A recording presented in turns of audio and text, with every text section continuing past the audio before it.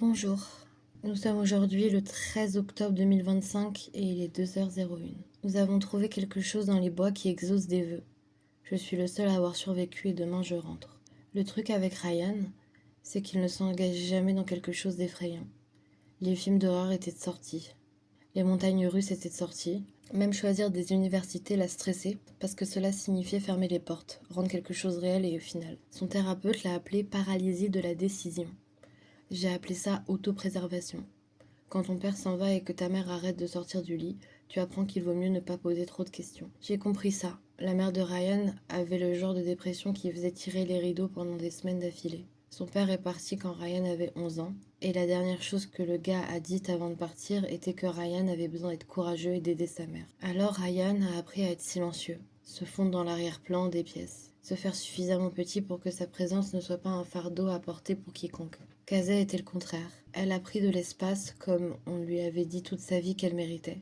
Conseil étudiant, équipe de débat, esthétique d'Instagram, si soigneusement organisée qu'elle semblait sans effort. Ses parents étaient le genre de personnes qui présentaient à chaque événement avec des caméras de professionnels qui avaient tout un avenir académique tracé sur un tableau d'affichage littéral dans leur bureau à domicile. YAL, puis école de droit, puis partenariat dans l'entreprise de son père. Le truc, c'est que Kazé ne voulait rien en faire de tout ça.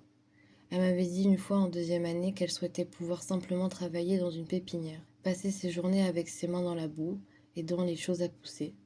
Mais elle l'avait dit comme si c'était une blague, comme si l'idée de décevoir ses parents était si impensable qu'elle ne pouvait plus exister que comme des fantasmes. Et Luc était plus compliqué que je ne le voulais. Il était grand, oui, il jouait au football universitaire. Il avait le genre de confiance facile qui venait du fait qu'on ne lui disait jamais qu'il ne pouvait pas faire quelque chose. Mais voici la chose que personne d'autre ne semblait remarquer. Le père de Luc le frappait. Pas assez souvent pour laisser des marques qui duraient, mais assez. J'avais vu Luc sursauter une fois quand Ryan l'a frappé à l'épaule trop soudainement. Vu la façon dont il se tenait parfois, favorisant son côté gauche, comme si ses côtes étaient douloureuses. Il n'en a jamais parlé et je n'ai jamais demandé. Mais c'était là entre nous comme de la fumée. C'est pourquoi il a probablement trompé Kazé. L'autosabotage comme une sorte de protection. Si tu le ruines en premier, personne ne peut te le prendre. J'ai compris la logique même si je détestais ce que ça lui faisait. Même si la regarder le reprendre, c'était comme regarder quelqu'un entrer dans la circulation. Moi, j'essayais juste de passer le lycée sans que mes propres dégâts ne deviennent le problème de tout le monde. Le folklore a commencé sur un fil de discussion Reddit. Le collègue d'un oncle de quelqu'un connaissait un gars qui était allé dans les bois derrière County Memorial et est revenu de manière erronée, différent. On continue à parler des prix et des paiements, de la façon dont tout coûte quelque chose. 3 semaines plus tard, il a conduit son camion dans le lac avec toute sa famille à l'intérieur. C'est des conneries, avait dit Ryan quand Kazé en avait parlé pour la première fois. Mais ses doigts battaient déjà le schéma nerveux sur son genou. Celui qui voulait dire qu'il y pensait trop fort, le laissant lui rentrer dans la peau. Probablement, dit Kazé. Elle faisait défiler les images satellites de l'hôpital sur son téléphone, zoomant sur la forêt qui s'appuyait contre sa bordure sud. Mais ne serait-ce pas cool de vérifier? Juste l'hôpital, je veux dire, exploration urbaine. L'hôpital avait été abandonné en 2003. Le mémorial du comté, construit dans les années 40, a fermé après une fraude à Medicare et mis en faillite le conseil. 6 étages de briques et de fenêtres cassées, enveloppés dans un maillon de chêne et recouverts du genre de graffiti qu'il suggérait que les gens venaient ici spécifiquement pour être oubliés. La forêt au-delà était faite de vieux pins, assez dense pour que les randonneurs se perdent toutes les quelques années. Des équipes de recherche, des hélicoptères, toute la production. Parfois, ils trouvaient les corps. Nous étions près du casier de Kazé entre la troisième et la quatrième période lorsqu'elle a proposé l'idée. Ryan avait l'air de vouloir se glisser dans le système de ventilation. J'essayais de comprendre comment dire non, sans sembler aussi effrayé que je l'ai ressenti quand Luc est apparu. Il avait cette façon de se déplacer à travers les foules comme si elles étaient conçues pour se séparer de lui. Les gens se sont simplement écartés. Il est arrivé derrière Kazé et a enroulé ses bras autour de sa taille, la soulevant de ses pieds. Elle a crié, donnant des coups de pied dans ses jambes, riant de cette façon qui m'a fait mal au ventre. « De quoi parlons-nous » demanda Luc en la posant. Kazé se retourna dans ses bras, déjà en souriant. L'hôpital, celui avec les bois dehors derrière, nous pensons l'explorer. Ça a l'air ennuyeux, dit Luc. Mais il me regardait quand il le disait, un sourcil levé. À moins que tu n'aies peur. Le voilà, l'accroche. Luc savait exactement ce qu'il faisait. Il le faisait depuis le collège, ce taquinage désinvolte qui donnait l'impression d'admettre une faiblesse. C'était manipulateur et évident, et ça a marché quand même parce que j'avais 17 ans et que j'étais stupide. Ce soir, j'ai dit 7 heures. Luc a souri, Ryan avait l'air de pouvoir vomir. J'ai dit à mes parents que je dormais chez Ryan. Ils levaient à peine les yeux de leur écran respectif. Mon père travaillait dans l'assurance, ma mère enseignait à l'école primaire, et les deux semblaient soulagés que j'ai des amis pour m'occuper longtemps. Les adolescents étaient un mystère qu'ils avaient décidé de ne pas résoudre. Je suis sortie par la fenêtre de ma chambre à 6h30, tombant dans le jardin avec un impact qui m'a fait mal aux chevilles. Mon vélo était vieux, hérité d'un cousin, et la chaîne faisait un bruit de cliquetis qui semblait trop fort dans la soirée tranquille de banlieue. J'ai envoyé un message à Ryan pour lui dire que je partais. Il a renvoyé un pouce levé et rien d'autre. L'hôpital était à 4 miles de distance, au-delà de la partie agréable de la ville et dans la partie où les maisons avaient des barreaux sur les fenêtres. Le soleil se couchait, transformant le ciel de la couleur d'un bleu. Au moment où j'atteignais le parking, une obscurité totale était tombée. L'endroit avait l'air pire que sur les photos qu'il suggérait. Le brouillard était réel, suffisamment épais pour s'accumuler dans des points bas, comme quelque chose de liquide. L'hôpital se dressait au-delà. Toutes ces fenêtres brisées comme des orbites dans un crâne. Quelqu'un avait peint Memento Mori à travers l'entrée principale en lettres rouges coulantes. Mon souffle est sorti dans les nuages. Octobre en Nouvelle-Angleterre, le grand froid, le genre de froid qui s'est infiltré dans vos os et qui est resté. J'ai essayé le téléphone de Ryan. Ça allait directement sur la messagerie vocale. Kazé a sonné 4 fois et est allé à son enregistrement joyeux. J'ai pris une photo, je l'ai postée sur Instagram avec la légende mauvaise décision en cours de chargement. Et je l'ai regardé recevoir 3 likes avant même d'avoir empoché mon téléphone. Les phares ont balayé le terrain. Le Camaro de Luc, noir et peu pratique, l'éjection de son père. Le moteur a calé en refroidissant. Luc est sorti en premier, Kazé du côté passager. Elle portait sa veste d'homme classe par-dessus son sweat à capuche se noyant dedans. Jésus, dit Luc. Haleine embuée. Il fait froid, rappelle-moi pourquoi on fait ça. Aventure, dit Kazé. Mais elle avait perdu un peu de cet enthousiasme plus tôt. Elle avait l'air petite dans le parking vide, plus jeune que d'habitude. Ryan n'est pas encore là, j'ai dit. Luc a reniflé, probablement lâché prise. Puis nous avons entendu le vélo. Ryan est entré en pédalant dans le parking comme s'il était poursuivi, dérapant jusqu'à un arrêt du côté d'une autre. Son casque était de travers, son visage rougi par le froid et l'effort. Où diable étais-tu? J'ai demandé. J'ai appelé. Je me suis perdue, halta Ryan. Pas de signal ici. Tout se ressemble dans le noir. Kazé fixait l'hôpital maintenant en le regardant vraiment. Peut-être que c'est stupide, dit-il tranquillement. Peut-être qu'on devrait juste rentrer à la maison. Nous avons conduit jusqu'ici, dit Luc. Il marchait déjà vers le bâtiment, les mains enfoncées dans les poches de sa veste. Allez. Nous avons suivi la ligne de clôture jusqu'à l'arrière. De près, l'hôpital semblait pire, plus grand, plus présent, comme s'il était conscient de nous d'une manière fondamentale. Les fenêtres du rez-de-chaussée étaient bordées, mais plus haut elles s'ouvraient, et je continuais à m'attendre à voir un mouvement en elles. Un visage, une main. Ryan respirait trop vite. Ce rythme de panique qui signifiait qu'il tournait en spirale. Je l'avais déjà vu. Ryan respirait trop vite. Ce rythme de panique qui signifiait qu'il tournait en spirale. Je l'avais déjà vu, généralement pendant les tests ou lorsque sa mère appelait pendant l'école. La forêt s'est appuyée contre la clôture. Les arbres étaient si denses qu'ils semblaient solides. Pins et chênes, et quelque chose qui faisait sentir l'air comme de la décomposition. Nous avons trouvé un endroit où quelqu'un avait coupé le maillon de la chaîne et l'avait décollé comme le couvercle d'une canette. Alors, nous faisons vraiment ça? Demanda Kazé. Personne ne répondit. Luc est allé en premier se dérobant. Puis Kazé, ensuite moi et Ryan, qui avions l'air de marcher vers son exécution. La forêt était plus froide. Cela n'aurait pas dû être possible, mais c'était le cas. Les lumières de notre téléphone formaient des tunnels étroits dans le noir, s'accrochant à l'écorce et aux racines exposées, et à quelque chose qui pourrait avoir été des os d'animaux. Nous avons marché en file indienne, personne ne parlant. Il n'y avait pas de chemin, juste des arbres et l'obscurité et le son de notre respiration. 5 minutes plus tard, Luc s'est arrêté. C'est stupide, dit-il. Il n'y a rien ici, rentrons, vérifions plutôt l'hôpital. Ouais, dit Kazé. L'hôpital, meilleure idée.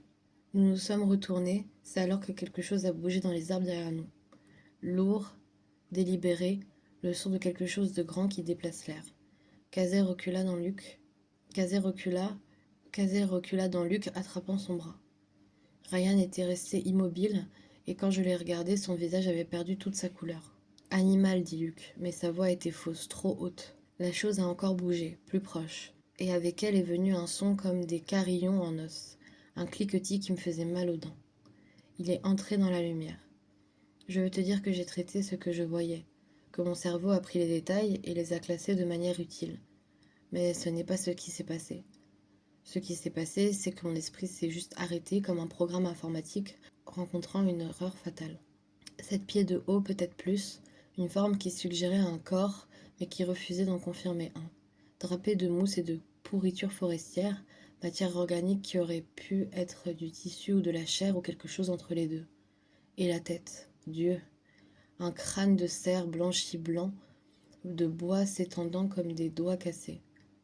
Autour de son cou, enfilé sur ce qui ressemblait à du tendon, pendaient des dizaines de dents. Des dents humaines peut-être, ou animales. La distinction semblait moins importante que le fait de leur demander leur existence.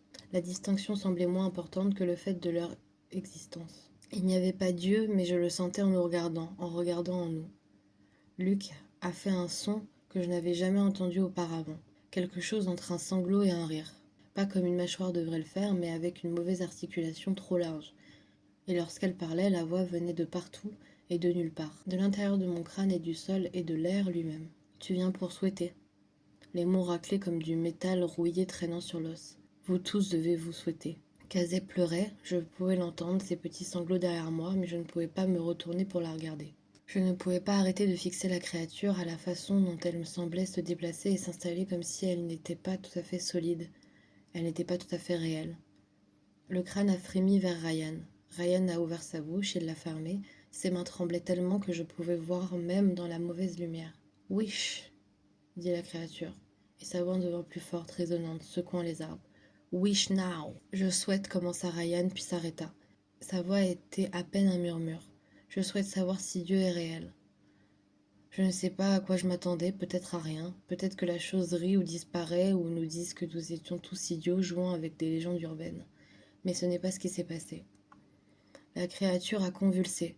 Son corps, cette masse sans forme, a commencé à frémir violemment, et le crâne du cerf s'inclinait sur le côté à un angle qui m'a fait tourner l'estomac.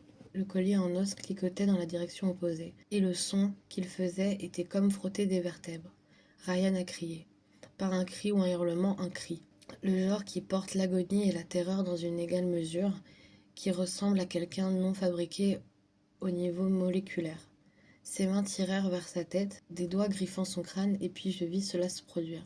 Sa tête s'effondrait vers l'intérieur. Les os de son crâne se pliaient comme du papier, s'effondrant sur eux-mêmes. Et le visage de Ryan, celui que je connaissais depuis l'âge de 12 ans, disparaissait dans le vide qu'il laissait derrière lui. La peau est devenue lâche puis concave, et le cri s'est coupé en quelque chose d'humide et d'horrible puis en rien du tout. Il a touché le sol. Le cri de Kazé a remplacé le sien brut et primal. Luc a attrapé son bras assez fort pour lui faire un bleu. Il a touché le sol. Le cri de Kazé a remplacé le sien brut et primal. Luc a attrapé son bras assez fort pour lui faire un bleu. Cours, dit-il. Nous avons couru. Je me suis écrasée à travers une planche basse qui fouettait mon visage, écorce m'enlevant la joue. Mon téléphone était dans la main, la lumière clignotante sauvagement, transformant la forêt en un cauchemar stroboscopique, d'arbres et d'ombres et rien qui ait du sens. Derrière nous, je pouvais l'entendre, ce cliquetis, os sur os, se rapprochant. Kazé sanglotait alors qu'elle courait, ses halètements, ses respirations entre les pas. Luc était devant elle, la tirant par le poignet, et j'étais derrière eux. Et je ne pouvais pas m'empêcher de penser à Ryan, à propos de la façon dont son visage venait de s'effondrer, replié sur lui-même, comme du carton humide. Mon pied s'est accroché à une racine, et je suis descendue en force, le téléphone volant de ma main. L'impact a fait tomber l'air de mes poumons. J'ai fouillé dans la terre, mes doigts trouvant que des feuilles et de la mousse et quelque chose qui ressemblait horriblement à de l'os avant que ma main ne se referme autour du téléphone. La lumière faisait face à notre chemin. La créature était là, pas loin, peut-être 20 pieds, se déplaçant à travers les arbres avec cet horrible mouvement fluide, des branches se pliant autour comme si elle avait peur de les toucher. Le crâne du cerf était orienté vers moi, les bois raclant l'écorce, et le collier en os se balançait et s'entrechoquait à chaque mouvement. Je pouvais voir des détails maintenant, que je n'avais pas vus auparavant. La façon dont la mousse couvrant son corps semblait croître et se déplacer, pulsant comme quelque chose de vivant. Les dents sur le collier n'étaient pas toutes de la même taille. Certaines étaient petites, de la taille d'un enfant. D'autres étaient longues et pointues, des dents de prédateur. Et il y avait autre chose de suspendu entre eux, de petits os, des os de doigts peut-être, et quelque chose qui ressemblait horriblement à une oreille humaine sèche. « Lève-toi !» la voix de Luc quelque part dans l'obscurité. Je me suis roulée sur les mains et les genoux, et je me suis poussée vers le haut. Ma cheville a crié en signe de protestation, mais j'ai tenu, j'ai couru. La forêt était devenue un labyrinthe. Chaque arbre avait le même aspect. Chaque ombre contenait quelque chose de terrible. Mes poumons brûlaient. L'air froid ressemblait à respirer du verre brisé. Je pouvais entendre Luc et Kazé avancer, s'écraser à travers le sous-bois, et j'ai poussé plus fort, essayant de le rattraper. Derrière moi, ce cliquetis ne s'est jamais arrêté. Il est resté constant, rythmique, comme si la créature ne faisait que marcher pas à pas, comme si elle savait qu'elle n'avait pas besoin de se précipiter, comme si cela faisait partie de quelque chose qu'il avait fait 1000 fois auparavant.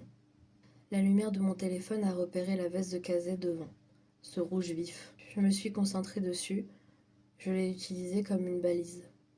Nous étions en train de courir en montée maintenant, le sol devenant plus raide, les racines s'étendant à travers le chemin comme des doigts essayant de nous faire trébucher. Mes cuisses brûlaient, ma cheville se débattait à chaque impact. Elle a crié un cri aigu de douleur et Luc a dérapé jusqu'à s'arrêter. J'ai failli lui rentrer dedans. Kazé était sur le sol, serrant sa jambe, son téléphone à quelques mètres de distance, projetant des ombres folles sur son visage. « Je ne peux pas, dit-elle en haletant. Ma cheville, je ne peux pas. » Luc a regardé en arrière. Même dans la mauvaise lumière, je pouvais voir son visage. Le calcul de ce qui vit et qui meurt. « Aide-moi à la relever, j'ai dit en passant de l'autre côté de Kazé. Nous avons chacun pris son bras, l'avons hissée à ses pieds. Elle a gémi, essayé de mettre du poids sur sa jambe droite et a failli s'effondrer à nouveau. Luc et moi avons verrouillé nos bras derrière son dos, fait une sorte de chaise. Elle a enroulé ses bras autour de notre cou. Nous avancions plus lentement maintenant, tellement plus lentement que le poids de Kazé entre nous, sa respiration défaillante dans mon oreille. Le cliquetis de la créature devenait plus fort, plus proche. Je pouvais sentir sa présence comme un changement de pression, comme si l'air lui-même était déplacé par quelque chose de trop grand, de trop mauvais. Là, dit Luc en haletant. Je vois la clôture. Et il était là, le maillon de chêne scintillant dans les lumières de notre téléphone et au-delà la masse sombre de l'hôpital. Nous arrivions d'un angle, pas de la façon dont nous étions entrés. Cette section de clôture était intacte, mais il y avait une place peut-être 10 mètres plus bas où elle avait été retirée. Nous avons titubé vers elle, le poids de Kazé donnant à chaque pas l'impression que nous marchions dans le béton. 5 mètres, 3 mètres. Derrière nous, des branches se sont fissurées. Pas les petits éclats de brindilles qui se cassent, le gémissement profond que quelque chose de grand poussant à travers la résistance. J'ai risqué un retour en arrière. La créature avait fermé la distance. C'était juste là, peut-être à 15 pieds de distance, et dans la meilleure lumière près de la ligne de clôture, je pouvais le voir clairement pour la première fois. Il ne portait pas la mousse et la pourriture, c'était sa peau. L'écorce et la matière organique ont fusionné ensemble en quelque chose qui aurait pu être vivant autrefois, mais avait évolué au-delà de cela en autre chose. Le crâne du cerf était partiellement incrusté dans son corps, y a poussé, et l'endroit où le crâne se terminait et le corps commençait était impossible à déterminer. Les bois n'étaient pas des bois du tout, c'étaient des os humains. Les fémurs et le radius et l'una, tous tordus et fusionnés ensemble dans cette structure ramifiée. Et le pire, la partie qui a presque fait lâcher ma vessie, c'est le crâne qui bougeait. Pas la tête de la créature, mais le crâne lui-même. La mâchoire s'ouvrait et se fermait à un rythme qui correspondait au cliquetis de colliers d'os. Et je pouvais voir quelque chose derrière l'os, quelque chose de sombre en se tordant. Comme si l'intérieur du crâne était plein de verre ou d'asticots ou de quelque chose qui se tortillait. « Go, go, go !» j'ai crié. Nous avons atteint la ligne de clôture. Luc a lâché le bras de Kazé, a attrapé la section pelée en arrière et l'a remontée. Le métal a crié. Kazé est allé sous la première, sur ses mains, sur ses genoux, en rampant. J'étais juste derrière et derrière moi je pouvais entendre la créature se déplacer plus vite maintenant. Je pouvais entendre ce bâtiment cliquetant à un crescendo. J'étais à mi-chemin quand j'ai senti quelque chose attraper ma veste. Pas une main, rien d'aussi simple qu'une main. Quelque chose qui semblait avoir trop de points de contact, comme s'il me saisissait à 6 endroits à la fois. Le tissu tirait fermement, me tirant vers l'arrière, et je criais. Kazé était de l'autre côté, tendant la main en arrière, attrapant mes bras. Luc était là aussi, tirant. J'ai été pris entre les deux, la clôture coupant mon dos, la prise de la créature se resserrant. Je pouvais le sentir maintenant, pourriture et terre, quelque chose de sucré en dessous, comme la décomposition, comme de la viande qui se décompose au soleil. Ma veste s'est déchirée.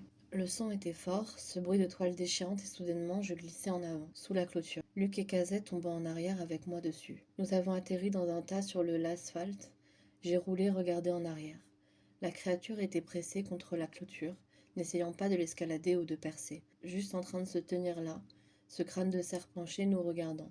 Le collier en os était resté immobile dans les lumières du parking. Je pouvais voir ma veste, ou ce qu'il en restait, accroché à l'un des poteaux de clôture. Il était déchiqueté. Pas coupé, déchiqueté, comme si quelque chose avec des griffes l'avait attrapé. Mais la créature n'avait pas de main. Allez, dit Luc, tirant déjà Kazé à ses pieds. L'hôpital, nous entrons, nous sommes en sécurité. L'hôpital, nous entrons, nous sommes en sécurité. Je ne savais pas ce qui lui faisait penser ça. Je ne savais pas ce qui lui faisait penser que nous serions en sécurité n'importe où. Mais l'alternative était de rester ici sur le parking pendant que cette chose nous observait. Alors je me suis levée et j'ai couru. L'entrée de l'hôpital s'est ouverte complètement. Quelqu'un avait arraché les planches il y a des années. À l'intérieur, il y avait l'obscurité plus profonde que la forêt et cette odeur, de la moisissure et de la décomposition, de l'air vicié qui n'avait pas bougé depuis des décennies. Nos téléphones éclairaient le chemin s'accrochant aux débris, un fauteuil roulant rouillé, une roue manquante, des dossiers médicaux éparpillés sur le sol, les noms des patients encore visibles, un support pour perfusion intraveineuse allongé sur le côté. Nous avons emménagé dans le hall, un grand espace ouvert avec un bureau de réception qui avait été dépouillé de tout ce qui était de précieux. Le sol était carrelé, cassé par endroits, et nos pas résonnaient de travers. Trop fort, comme si le bâtiment faisait attention. Nous ne pouvons pas rester ici, dit Cazet. Elle boitait mal, ne mettant presque aucun poids sur sa jambe droite. Ça va entrer, il nous trouvera. Ensuite, nous montons, dit Luc, en faisant un petit geste vers une cage d'escalier de l'autre côté du hall. Allez au deuxième étage, trouver une pièce que nous... Allez au deuxième étage. Trouver une pièce que nous pourrons barricader. Où nous allons tout droit. Où nous allons tout droit, dis-je, pointant vers un couloir qui menait plus profondément dans le bâtiment. Trouve l'autre côté, se retourne sur le parking ou va à la voiture. Luc regarda Cazet, puis moi. J'ai vu la décision prendre. J'ai vu le moment exact qu'il a choisi. Traverser est plus rapide, dit-il en se dirigeant vers le couloir. Nous avons suivi Cazet entre nous à nouveau, boitillant, essayant de suivre. Le couloir était plus étroit que le hall, les portes bordant les deux côtés. La plupart étaient fermées. Certains sont restés ouverts, révélant des chambres pleines de lits décapés et d'équipements cassés. Les lumières de notre téléphone ont toutes empiré, transformant les ombres en menaces, faisant que chaque coin une embuscade potentielle. Nous sommes passés devant un poste d'infirmière. Le bureau était renversé, des papiers partout, et quelque chose avait fait un nid dans le coin. Je ne pouvais pas dire quoi. Couverture et déchets et autre chose. Quelque chose d'organique que je ne voulais pas regarder de trop près. Puis nous l'avons entendu derrière nous. Ça fait du bruit. À l'intérieur du bâtiment maintenant, dans le hall, le son résonnait sur les murs déformés, rendant impossible de dire exactement d'où il venait. Mais c'était proche. Se rapprocher. Plus vite, siffla Luc. Cazet pleurait à nouveau en sanglotant silencieux. Cazet pleurait à nouveau en sanglotant silencieux qu'elle essayait d'étouffer. Nous avancions aussi vite que possible, mais sa cheville était mauvaise, vraiment mauvaise, et chaque pas était une agonie pour elle. Je pouvais le sentir dans la façon dont elle saisissait mon épaule, les ongles s'enfonçant à travers ma chemise. Le couloir s'est ramifié. Luc a pris le couloir de gauche sans hésiter. Nous avons suivi. Ce couloir était plus sombre d'une manière ou d'une autre, avec moins de fenêtres et l'air semblait plus épais. Il était plus difficile de respirer, comme si la décomposition du bâtiment s'était concentrée ici. Derrière nous, le cliquetis devenait plus fort. J'ai risqué un regard en arrière et je n'ai vu que l'obscurité et le lancer pathétique des lumières de notre téléphone. Mais je pouvais le sentir, cette présence, cette injustice. Là, dit Luc, pointant devant. Une porte, différente des autres, en métal au lieu du bois, avec une petite fenêtre à hauteur des yeux. Une sortie de secours peut-être, une issue. Nous avons trébuché vers lui, Cazet gémissant à chaque pas, et Luc l'a frappé à toute vitesse. Ça n'a pas bougé. Il a percuté, rebondi, essayé la poignée, verrouillé. Il jeta son épaule contre elle, encore, et la porte cliquetait dans son cadre, mais tenait. Merde, dit-il, merde. Le cliquetis était plus fort maintenant, si fort qu'il semblait venir des murs eux-mêmes. Je me suis tournée, me jetant entre Cazet et la direction dans laquelle nous étions arrivés, et la lumière de mon téléphone a capté le mouvement au bout du couloir. La créature était là. Il devait se pencher pour entrer dans le couloir, ce crâne de cerf grattant les carreaux du plafond.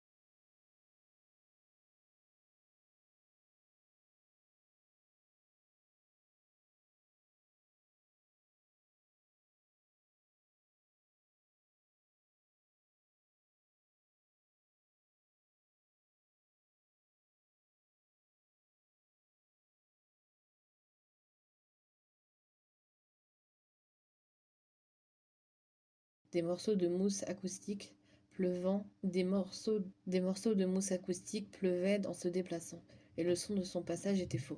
Mouillé et broyé, comme de la viande forcée à travers un espace trop petit. Luc, j'ai dit, et ma voix était étonnamment stable. Nous devons bouger.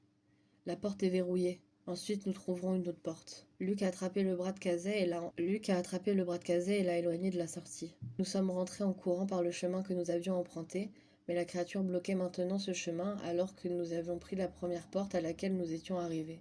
Il a ouvert dans une chambre de patient et nous l'avons claqué derrière nous. La pièce était petite, indistinct, dépouillée jusqu'au cadre. Une fenêtre avec des barres dessus, du verre disparu depuis longtemps, laissant entrer l'air froid et l'odeur de la forêt.